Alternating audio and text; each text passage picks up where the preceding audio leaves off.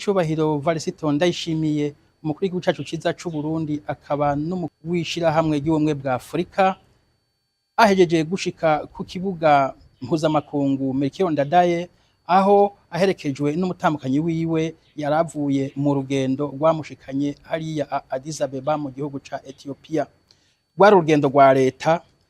Havuzwe rero urugendo rwa leta bisigura ko hari ibikorwa vyinshi bijanye n'igihugu yaragiyemwo kandi n'ico gihugu yaragiyemwo mu kumwakira bica bifatira kuri uko kuntu nyene agiye kugira urugendo rwa leta. Agishika rero muri ico gihugu Nyenicubahiro Varisito Ndayishimiye yaragendeye ikigo gikomeye c'ubutunzi, ikigo gihingura ibintu bitari bike na cane cane ibijanye n'ivyo bakoresha mu kwenga inzoga, ivyo bita malt, kaba bikoreshwa mu kwenga inzoga z'ibiyeri ariko cane cane na zimwe z'amawisiki. Muri ico kigo nyene yaragendeye kandi ihinguriro ry'impuzu, ihinguriro rininiya cane ry'impuzu, mbere nicerekana ko rikomeye, ni ihinguriro rihingura impuzu zitagurishwa muri ico gihugu gusa, ahubwo mbere ngo rihingura impuzu kenshi zishoka, gifise isoko rinini mu bihugu vyo muri Amerika. Avuye ngaho yaciye agendera ubushikiranganji bwo kwivuna abansi.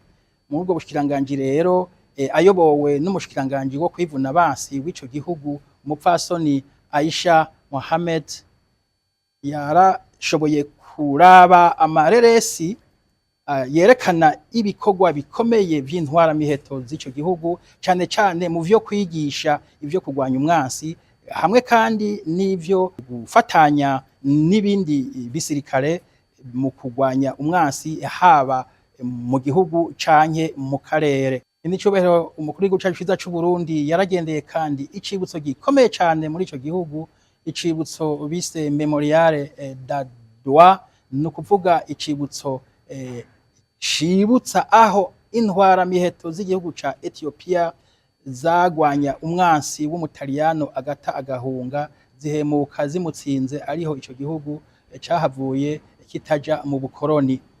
Nyenicubahiro umukuru w'igihugu cacu ciza c'u Burundi yarashize urugori rw'amashurwe kuri ico cibutso, kaba ari iteka yahaye abashoboye kugwanira ico gihugu, berekanye ubutwari, berekanye ko igihugu bagikunda kandi batemera yuko cogwa mu minwe y'abakoroni.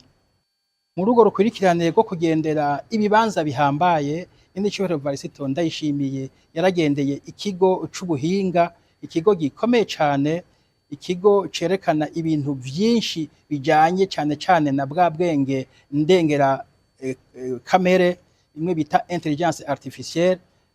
Muri ico kigo akaba yarashoboye kubona ukuntu igihugu ca Ethiopia gipanze mu bijanye no kurwanya ibiza vy'ingwara bakoresheje ubwo bwenge nyene ndengera kamere, zaba ingwara z'ibiterwa, zaba n'ingwara mbere z'abantu nka za kanseri na za diabete. Ni muri ico kigo nyene Nyenicubahiro umukuru w'igihugu cacu Varisito Ndayishimiye yumvitiye yuko igihugu ca Ethiopia gifise ingamba zitatu zikomeye mu kurwanya ibihindura ivyonona ikirere, mu kurwanya ibigirira nabi ibidukikije. Ivyo navyo icambere kikaba ari ugutera ibiti.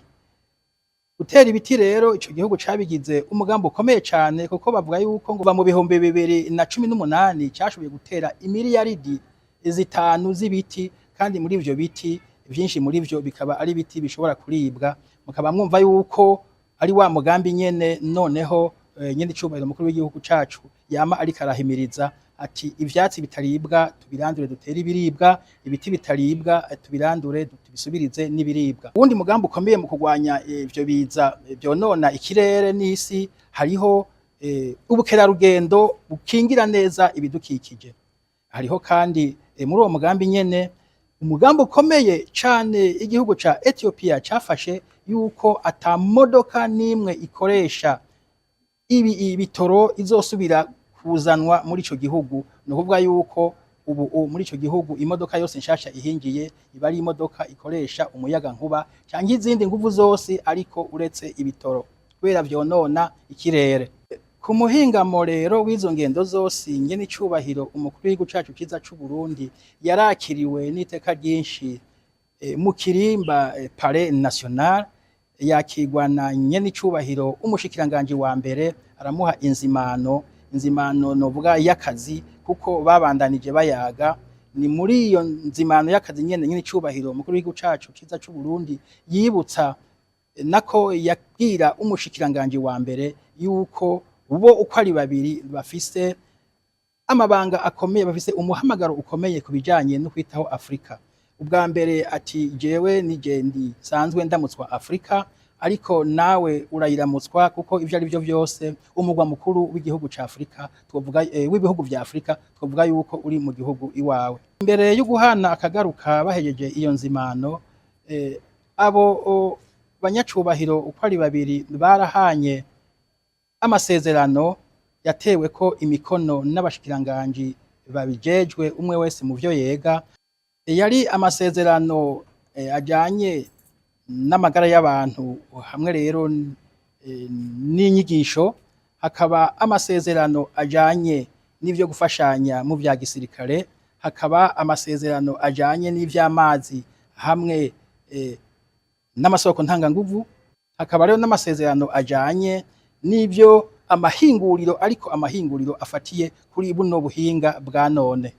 Ayo masezerano rero nkuko muvyumva n'amasezerano akomeye, akaba yagizwe mu ntumbero yo kubandanya hatsimbatazwa ugufashanya no guhanahana ubumenyi mu bijanye n'ibisata bimwe bimwe bihambaye mu buzima bw'igihugu bw'ivyo bihugu uko ari bibiri, Uburundi n'igihugu ca Ethiopia. Mu gusozera urwo rugendo nyene icubahiro umukuru w'igihugu cacu yahavuye agendera ikindi kibanza gikomeye cane mu vy'ubutunzi, igihangange c'ishirahamwe ririmwo amahinguriro menshi, hakaba harimwo ihinguriro ryitaho ibijanye n'akawa, kuva akawa kagiterwa gushika gashowe, eka mbere ushizemwo n'ibindi vyose umuntu ashobora gucako kugira ngo ashikire akawa gahinguye gashobora kunyobwa. Mu gusozera urwo rugendo nyene icubahiro Evariste Ndayishimiye umukuru w'igihugu cacu ciza c'u Burundi yagendeye ikindi gihangange c'ishirahamwe, ishirahamwe rikorerwamwo ibintu bitari bike vyinshi cane bitandukanye. Muri iryo shirahamwe harimwo nk'uruganda rukurikirana ivy'ikawa kuva igitewe gushika ishotse hanze, uciye mbere no ku bindi biringo bikomakomeye umuntu ashobora gucako kugira ngo ahingure ikawa inyobwe ifise akanovera. Yagendeye kandi amahinguriro atandukanye cane cane ajanye n'ivy'inyubako, aragendera nk'uruganda ruhingura amabati, uruganda ruhingura ivyuma, uruganda ruhingura n'ibi biyo dukoresha mu kubaka amazu.